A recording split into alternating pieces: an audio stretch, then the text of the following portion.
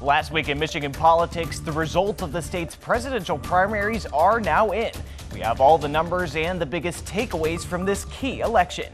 Plus, a judge rules the former chair of the Michigan GOP was officially ousted. What the new chair is saying as he attempts to lead the divided party on to November. And the race for Michigan's open U.S. Senate seat gains its newest contender, why he says he's putting his hat in the ring. I'm Josh Alburtus, and this is your 13 on Your Side Rundown.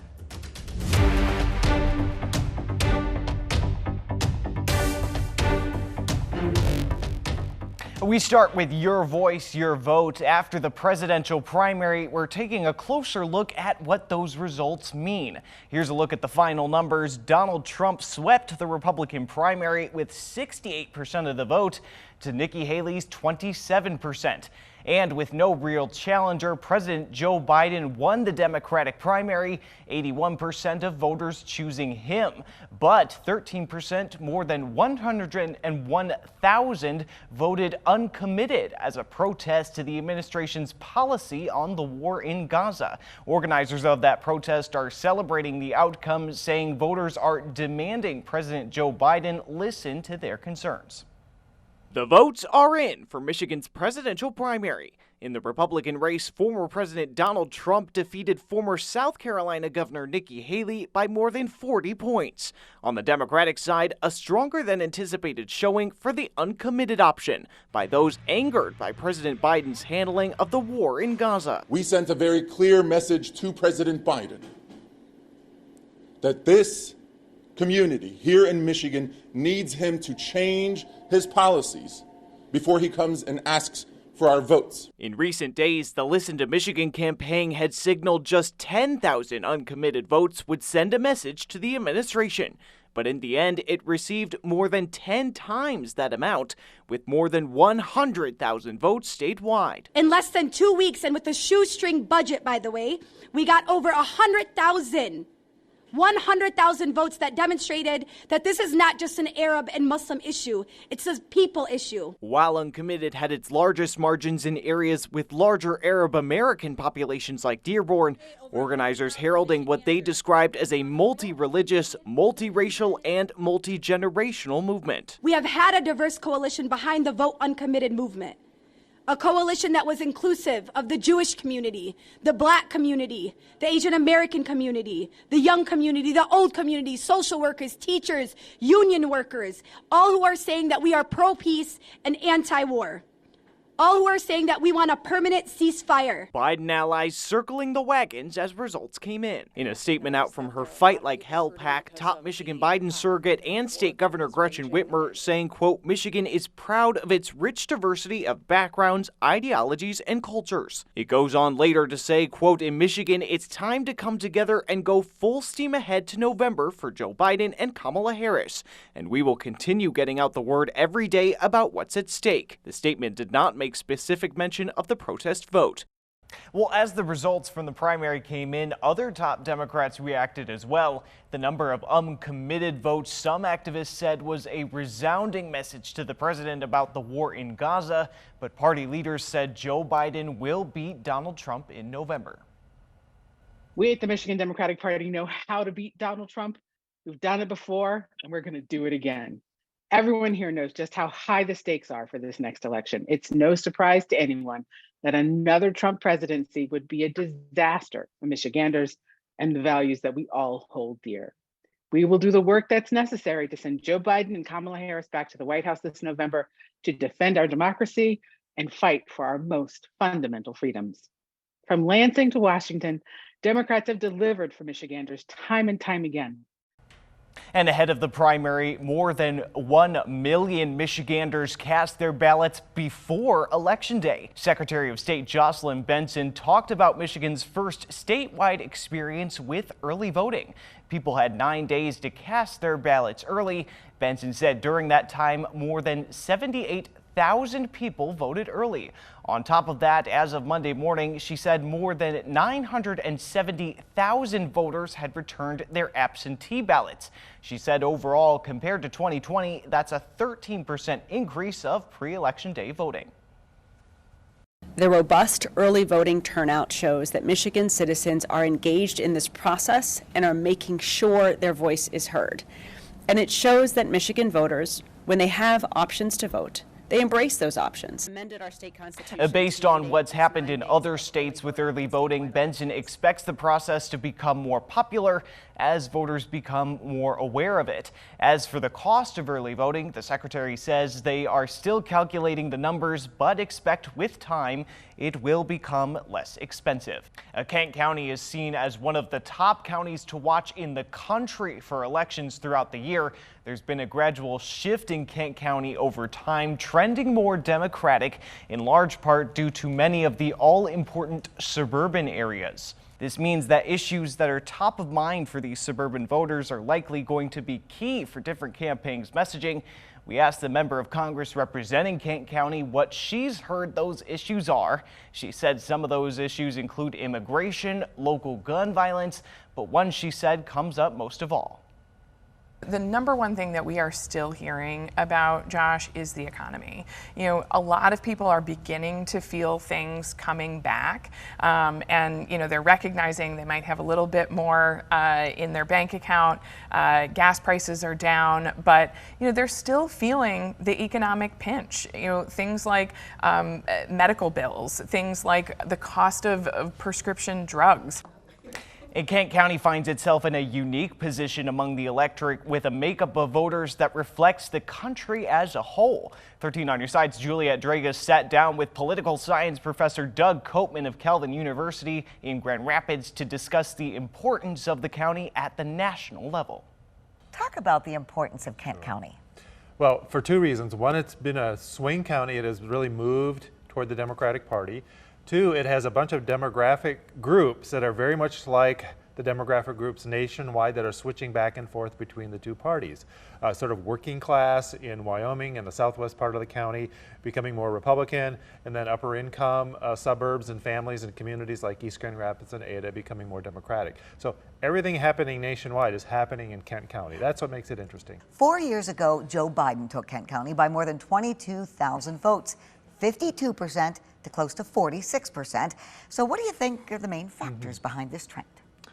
Well, overall, the income is up in Kent County. The types of jobs are more white-collar jobs with the medical mile and all the professional services downtown Grand Rapids. And so you have a better educated, higher income community, not only in East Grand Rapids, but in the surrounding suburbs.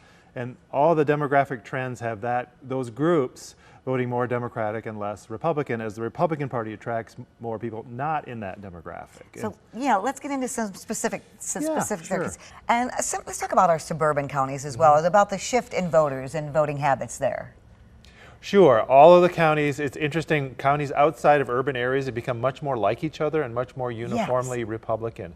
I think part of it is just the changing economics and demographics in rural areas as hospitals leave and healthcare becomes less available, and it's just difficult to have some of the things that people have even in suburbs.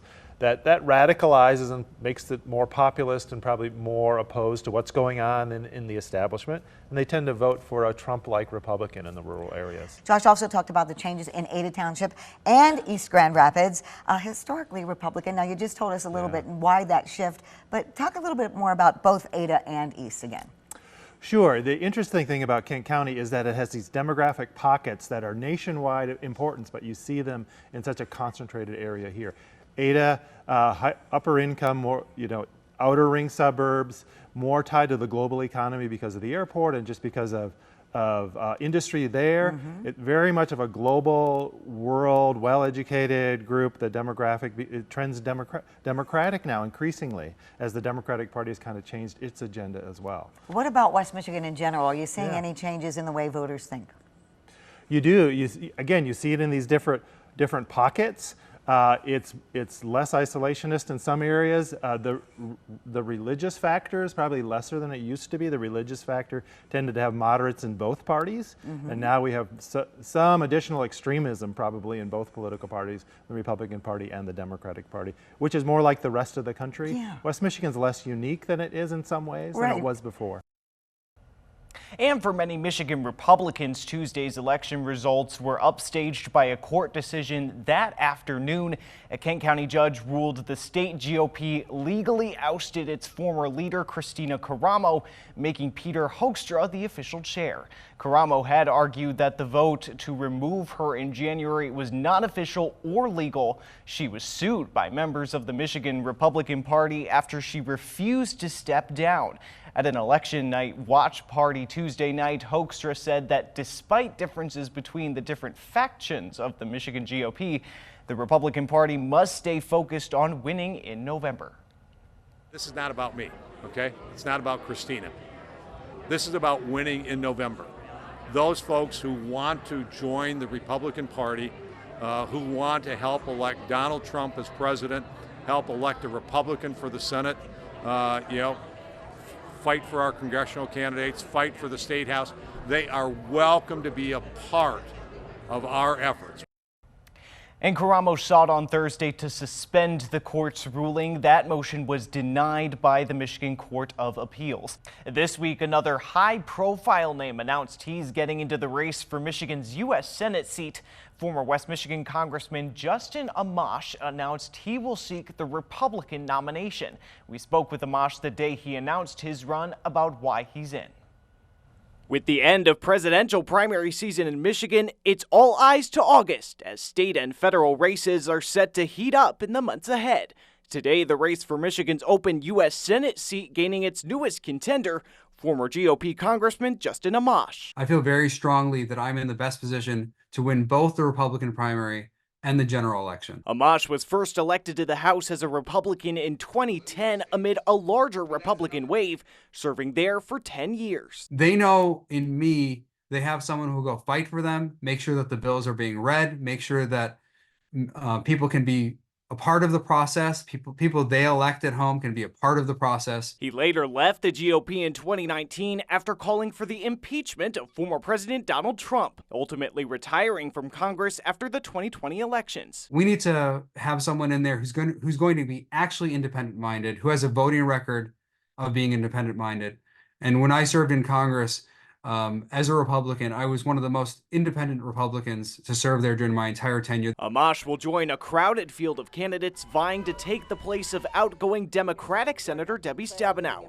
Among them, former Congressman Mike Rogers and Peter Meyer.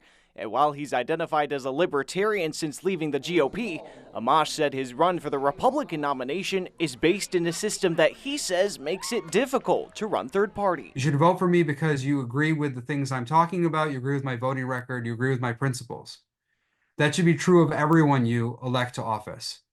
Don't worry about the party label. The Michigan Democratic chair responded to Amash's announcement on Thursday, saying in part, quote, Amash has an extensive record of leaving Michiganders behind, supporting dangerous abortion bans, vowing to gut healthcare access, and backing the 2017 tax giveaway to wealthy and large corporations. And now to Ottawa County, where after over a year of legal battles, Health Officer Adeline Hamley is no longer in danger of losing her job. After a 12-hour closed session this week, the board unanimously voted to drop their termination hearing that started in October. In turn, she's dropping the lawsuit that she filed against the board. Since January, the board has been trying to replace her with Nathaniel Kelly, who works as a safety manager for West Michigan HVAC company. Now, if the board ever does want to try and fire Hamley again, there will be a new process to follow. There will now have to be a separate 3-person panel that will have to decide on firing her. One member will be chosen by the board, another by Hamley, and the third person being the mediator. That requirement will stay in place until January 7th, when a new board takes over. My client has tried multiple times since filing this case to end up at this outcome where she was able to stay in the job that she has as the recognized health officer and do the job as it's meant to be done under the public health code. And we are gratified that this is where we ended up tonight. Hamley will also have the ability to use outside legal counsel when it comes to having legal questions that are health department related.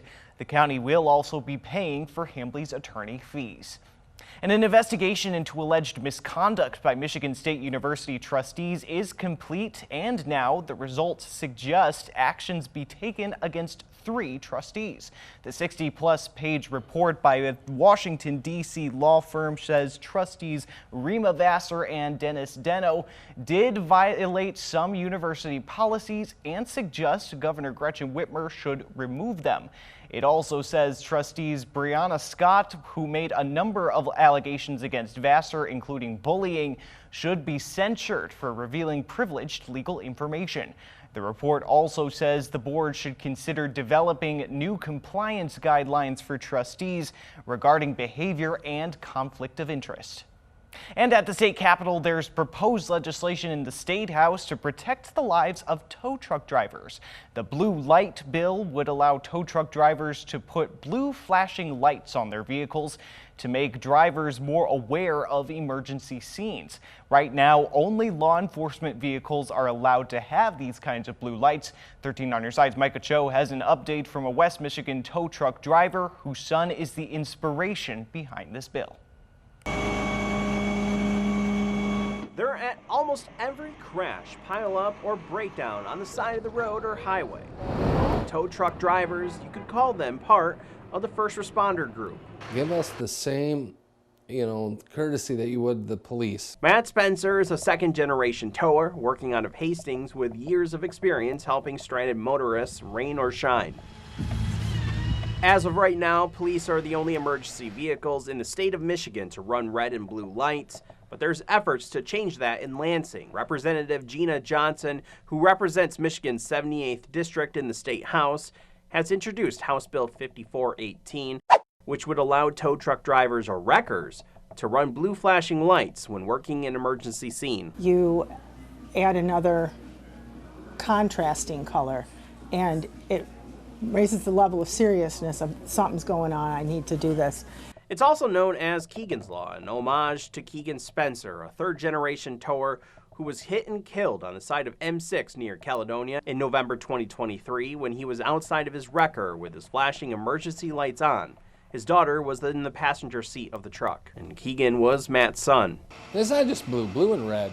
Those are the lights that people seem to know. They do seem to heighten the awareness of that scene on the side of the road. Other states have passed similar laws that allow blue lights on wreckers, including New York, Iowa, Pennsylvania, Kansas, and Missouri. Ideally, you'd love to have a police officer at the side of the road when a tow truck is helping a disabled vehicle, but we can't. We're already short police officers, so we can't have that. While accidents can still happen no matter what lights an emergency vehicle is running, the hope is to add as many tools to the toolbox as possible. Well, the towers that I'm talking to, these are the guys who are literally getting into the tow truck every day and going out and helping the public.